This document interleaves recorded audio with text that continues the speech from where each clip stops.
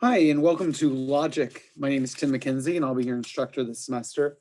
I just want to give a brief introduction to the course in general.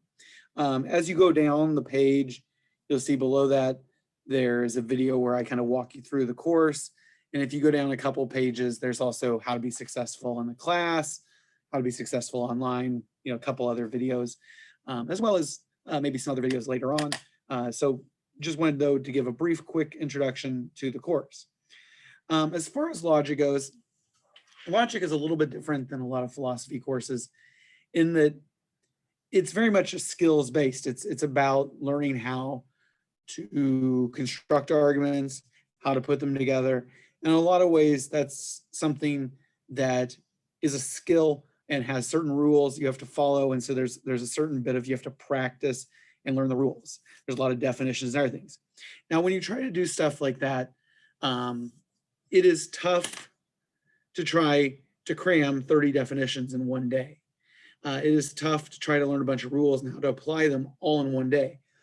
Instead, usually what's best is that you do a little bit each day.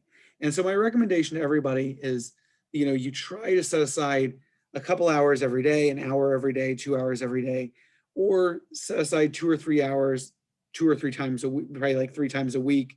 And, but don't just try to do everything in one day. Don't just wait and go, oh, deadlines are Monday, I'll work Monday.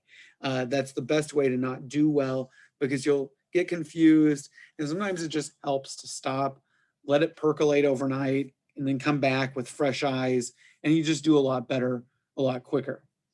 Now, with that said, I gave you some times. This is a 3-hour class. And so just as a note, the expectation would be is that in a typical, person-to-person, face-to-face class, we'd spend 3 hours in the classroom together, working problems, lecturing, going over work, things like that, and taking exams. Whereas here, this is a online course. And so we don't have that 3 hours, but if I were also in the classroom, I would give you assignments. You'd come back most every day with an assignment. And so those 3 days a week, you'd go home and do an hour or 2 of work. And then before the exams, you'd study several hours. Some weeks you do more, things like that.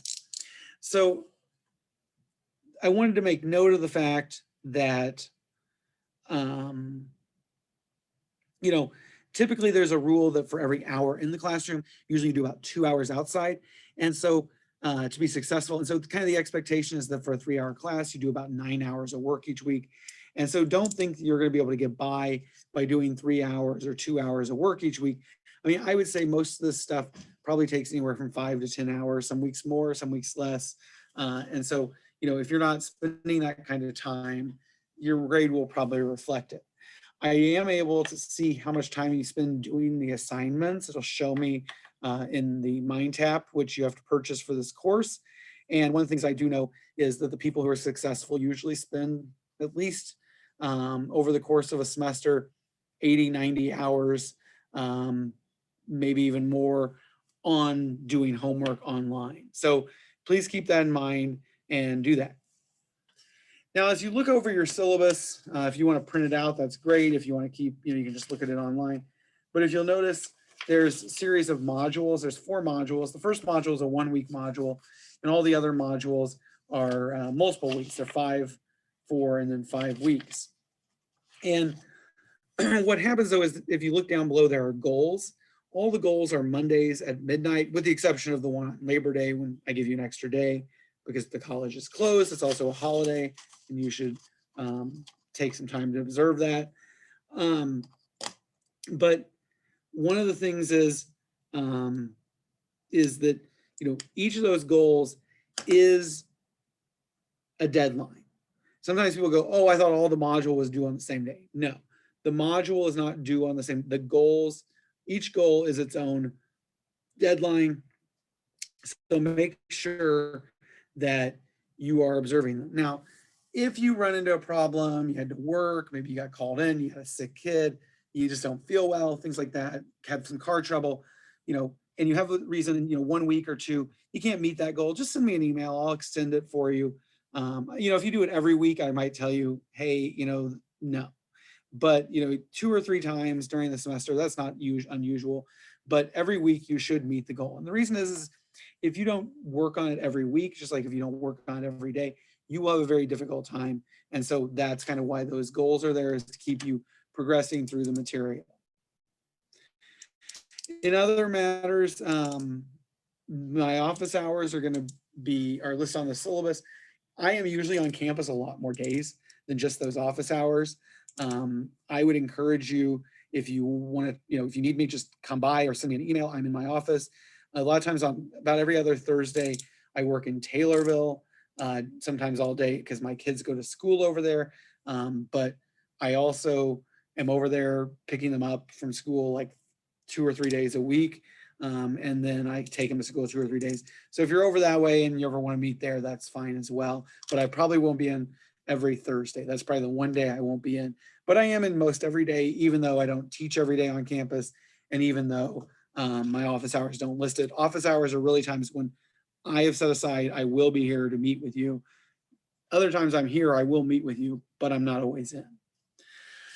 As for other things, I wanted to make note that there is some extra credit opportunities. There's a letter to the editor you can write, and you can send it off for publication for some extra credit. I also, the assignments, the online assignments, they're worth like 360 points, but I have 410 points assigned to them. So if you do all those assignments and get perfects, you get 50 extra credit points. And that's kind of the idea being, my goal is if you do all your assignments, you should at least get the full 360, even if you missed 3 or 4 here or 3 or 4 there, it would all add up because you would get the extra credit. And so that's one thing.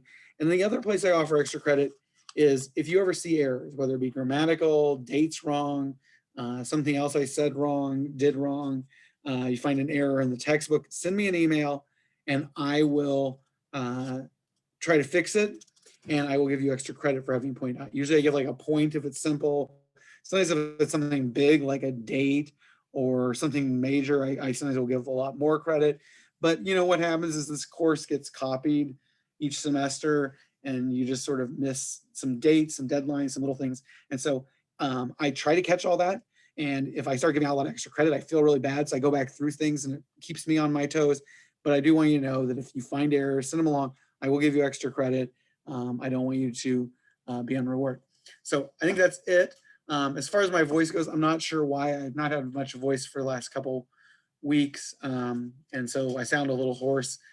I feel fine, I'm not sick. I think it's some reflux and I'm on medication and we're hoping that gets better. So anyway, apology if my voice is a little rough.